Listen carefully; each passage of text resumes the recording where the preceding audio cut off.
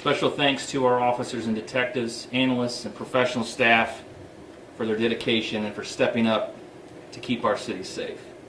Last weekend, we saw them run toward gunfire, provide medical aid, secure a crime scene, all under extremely chaotic circumstances.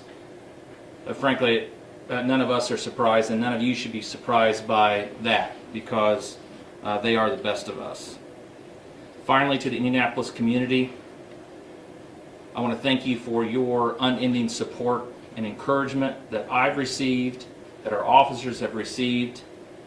They need to hear that from you, and we appreciate you.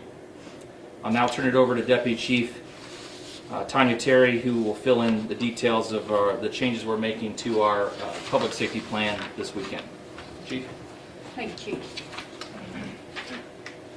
Again, for those who don't know me, my name is Tanya Terry, and I'm the Deputy Chief over IMPD's Operations Division. What you're about to hear is IMPD's response to the short-term trends we've been seeing. Let me be clear, we don't have all the answers or solutions, but we are going to continue to work together to address these issues because the future of all of our kids is at stake. Starting this weekend, leading up to the curfew, residents can expect an increased presence of uniformed and non-uniformed officers in and around the downtown area. Analysts in the Real-Time Crime Center will monitor city cameras and will use other technology to identify individuals engaging in disorderly and criminal behavior. Those who are engaging in that kind of behavior will be addressed by uniformed officers designated in the area. Prior to the curfew taking effect, the department will issue announcements to any large groups of juveniles present via the patrol car public address systems. Announcements will occur 30 minutes and 15 minutes prior to the curfew, followed by an announcement once the curfew is actually in effect.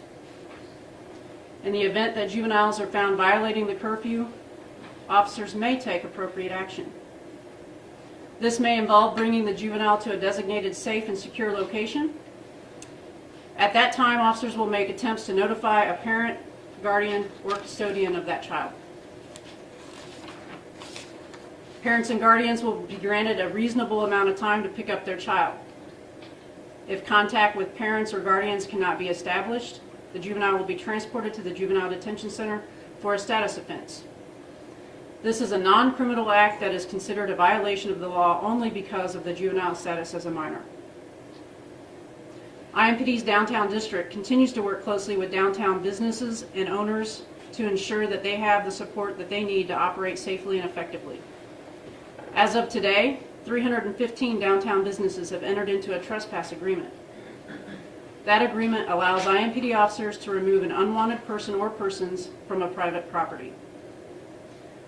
The Office of Public Health and Safety will also have representatives working during the evening hours this weekend to engage youth in the area. And at this time, I will turn it back over to Chief Bailey for some closing thoughts.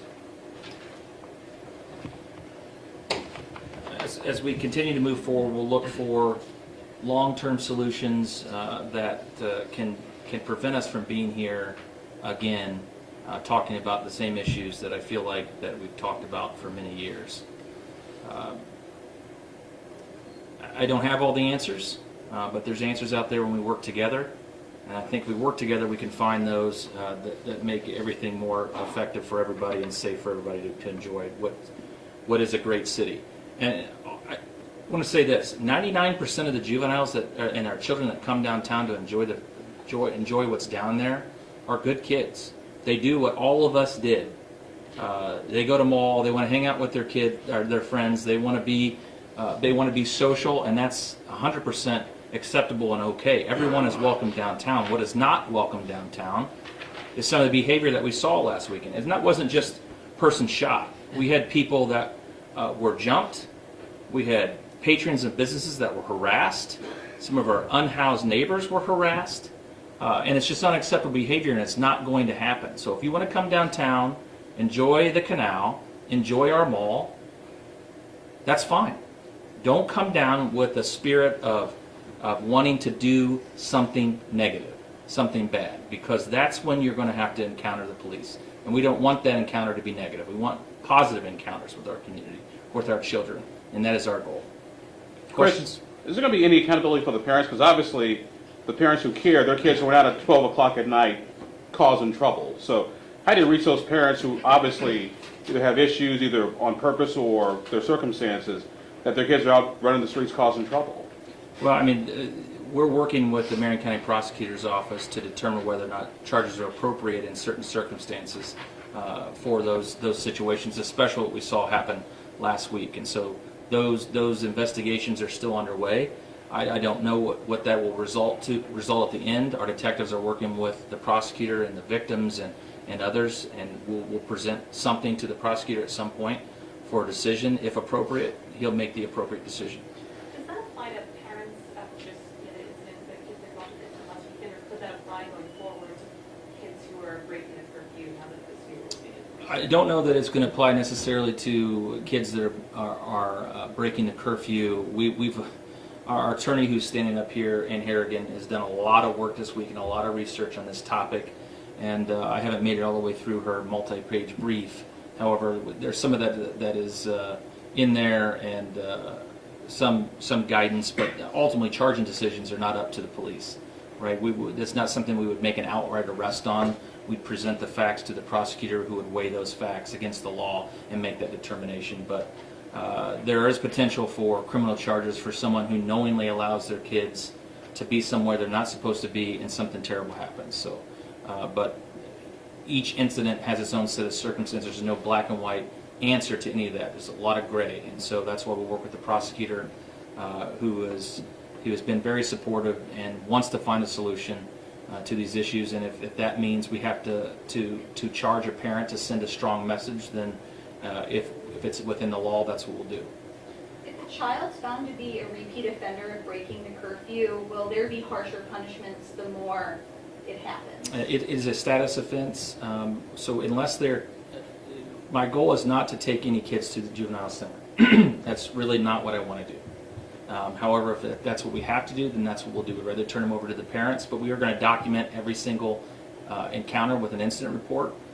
If that's seen that's something over and over again, that could be additional intent or probable cause to charge a parent for those kind of things. But it's a status offense. Juveniles cannot commit crimes, and so I don't see, to my knowledge, there's no enhancement for multiple offenses. I know this is still new, and oftentimes a lot of kids don't understand the full extent of their actions. And with that, is there a de-escalation tactic for kids that could be somewhat rebellious or resistant? Well, I mean, by the time you're 12 or 13 years old, you should know at least somewhat right or wrong. And that's part of the problem that we see, is a lot of our youth are not being held accountable at any level of their life. At home, at school, they don't respect traditional institutions like the once were schools, churches, law enforcement. So you are, regardless of whether you're a child or adult, juvenile, you have to listen to the commands of an officer, the lawful commands of an officer. And so whether it's a juvenile we're interacting with or an adult, we're trained in de-escalation. However, at some point, action has to be taken, and my hope is that parents will step up and help these children make better decisions, because we know their brains aren't fully developed and they don't make all of those positive decisions. However, that's where adults come in. Chief, you mentioned last week that these types of curfews are hard to enforce. A lot of times they have nowhere to go. Let's say, like you said, some parents may not answer. Yeah. These kids go to the juvenile detention center, but where do they go next? How does that work? How do you get your officers and get those kids in a safer place? Well, that was our discussion with the probation chief probation officer this week. Is what do we do? And in the past, we haven't enforced a curfew for those exact reasons.